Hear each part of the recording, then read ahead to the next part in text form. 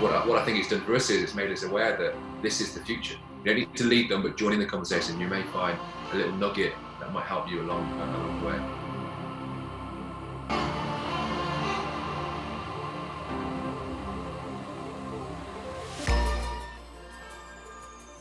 Thank you so much for joining me on Tail Talks. Would you be able to just give a bit of an overview of who you are and what it is that you do? Yeah, so I'm Leon Lloyd. I used to play rugby professionally for Leicester Tigers, Gloucester, and fortunate to play for England as well.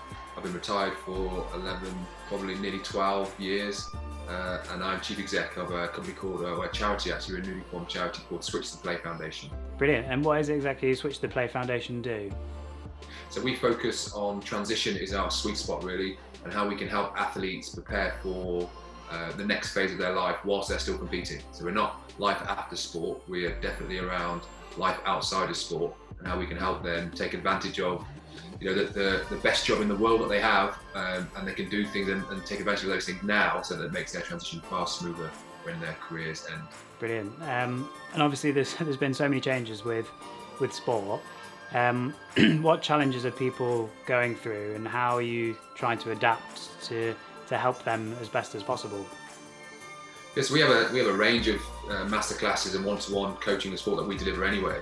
But the current climate with COVID-19 obviously has meant that everyone's had to change and adapt to that. So we've had to do that as well. So whereas before we'd go out to the likes of the Premier League and deliver sessions at those clubs, we can't have that face-to-face interaction. So we had to adapt our own approach and turn our content from face-to-face masterclasses to deliverable online. So that was always part of our plan and part of our longer-term strategy. However, not to do it in a quicker turnaround as we have. So it sort of forced us to make our content more available to people, because the way the world is at the moment, and especially using sport, which is our focus, it's tough. It's tough. There are people out there who look at the Olympics and the Paralympics being postponed, and some people have seen as a finish and they didn't realise it was finished. People out of contracts.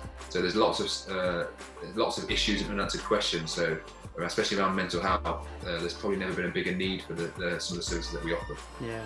And how have people adapted? Obviously it's a big change in that face-to-face to online. How have people actually adapted to that, and has it been successful in what you've implemented? Initially there's a bit of denial. I think like most things change, people that fear change. There's a bit of denial, and they didn't think that the online delivery would work. And we didn't know if it would work either, because it was always part of our longer term plan. I think that as this has been forced upon us, and they've realised that as long as the session, the content's engaging and it's of the high quality, then it has to work. There are no other alternatives. What I think it's done for us is it's made us aware that this is the future. So yes, we'll still have our one-to-one masterclasses that we'll deliver, but I think now it opens up far more opportunities for us to go overseas. We have people who have approached us from New Zealand, Australia, and the American colleges. Whereas before we said, look, we don't have the budget to travel over to as much as I'd love to go on holiday to Florida and work, we don't have the budget for that. But now what it means is those conversations we can have, and they can become live again, and we can deliver online. So yes, it's tough and challenging, but I think there's also opportunities. Nice. And as well, you touched on the mental health side of things, and that must be really difficult for different people, all athletes, sports people in every sport. What advice can you kind of offer to them with what they might be going through, and what they can do almost to help themselves through this period? The isolation in itself is quite challenging. One thing that I would definitely say is what you're feeling is very common, and your teammates, or if you're in an individual sport, lots of people who are in your same shoes as you. So reach out to them, speak to them. You may be isolated at home by yourself, but use the technology to speak to people. Reach out to your player associations or national governing bodies, wherever you get your sport from. Keep in contact with your team members and your coaching team and people you can, and just say that's what we do. That's been a real big positive for us, that we've actually helped people engage and connect with people when at times they probably thought they were quite alone. So yeah, that'd be a real big positive. Yeah. Is there anything else? Obviously, is the mental health side of things, but people's lives are, I guess, changing quite a lot. Maybe they were ready for something like the Olympics, or maybe weren't quite ready for the Olympics. What can they now do to tailor themselves and to get to that right point mentally, physically? What can they keep doing from your perspective to be at that right place when the time comes, when we have an answer to what's going to happen and what's going to change? I suppose this current climate has provided three things really. For me, three things. One is it's given people a taste of what their lives will be like when their sporting career ends. People have this idea that when they're finished, they can go off and do lots of different things. Now they've had a chance to taste it. That now they haven't got their sport, which is forced upon them. Other is, there are different types depending where you are. If those athletes who were looking towards going out on a high, going to the Olympic Games, Paralympic Games, they're in peak physical condition at the moment. So it's going to be really challenging for them with watching 4-year cycles to detrain, to get themselves back up to be at peak physical condition again, and mentally for a year's time when the games start again. But I suppose their athlete mentality will be, it's the same boat for everybody.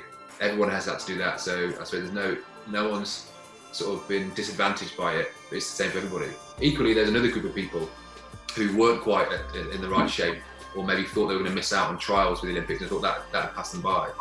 They'll be more elated by the news that it's been delayed, not by the whole situation, but the fact that the Olympic Games has been postponed. So it gives them an extra 12 months to get themselves in the shop window, if you like, and give themselves a real chance to go to a game. So there's a real mix of emotions depending on where you are in that spectrum. Yeah, no, it makes sense. And there are obviously other things available. I know I've seen online for things like grants that are available for sports people. Are there other different bits and pieces out there that can support people in this way? So, again, going back to what we were saying about mental health and making sure that they're feeling kind of connected with people, are there other things that they can be doing, I guess, to help themselves with the other things, I guess, that they're going through in their personal lives to make sure that they're getting through this period and come out stronger from this period? Yeah, there are lots. One thing I've been impressed with is the amount of people who are sat at home now who are making really good quality content available online for free.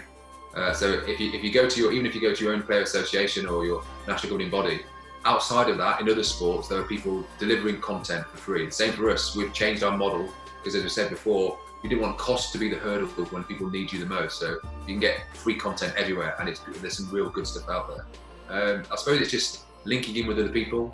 Don't feel isolated at home. Speak to others, because between your network, this is a great opportunity to polish up your skills, get your LinkedIn profile up to speed, reach out and connect with people, grow your brand. We've done some stuff on how do you grow your brand from your living room, how can you enhance yourself, because now you've actually got some time. You press the pause button, you've got some time to actually invest in yourself personally as well as physically. So now is a great time to press that pause button, refresh, and sort of just work on other things that normally you'd say you're too busy to do. No, that makes sense. And I was speaking to Amy Alcock a few weeks ago, and she was saying that she's putting her attention to working on a marketing degree and trying to get in touch with different companies and build a LinkedIn profile.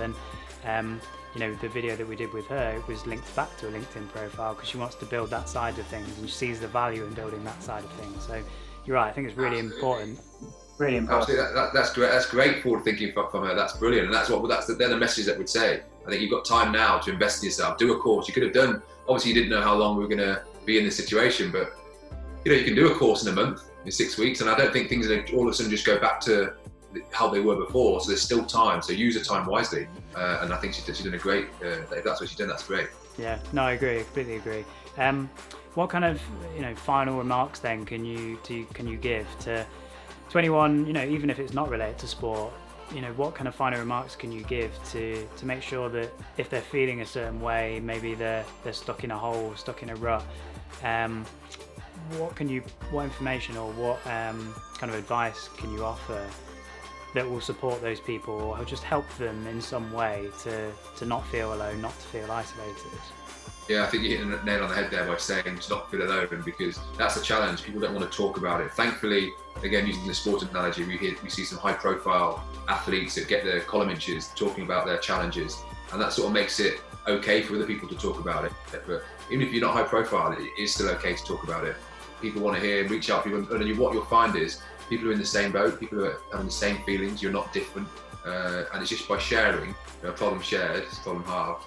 I think just by talking more is hugely important. I say now, what we're good at, certainly here in Britain, is actually sharing and helping when we need help. And there's so much help that's been made available to people. So I would take advantage of it and just, as I say, join in the conversations. Maybe delete them, but join in the conversation. You may find a little nugget that might help you along.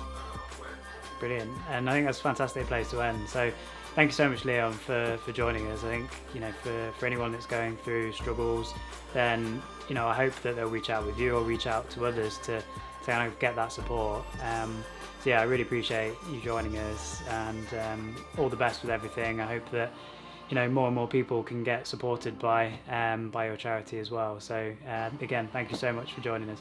Thank you. Great for having me.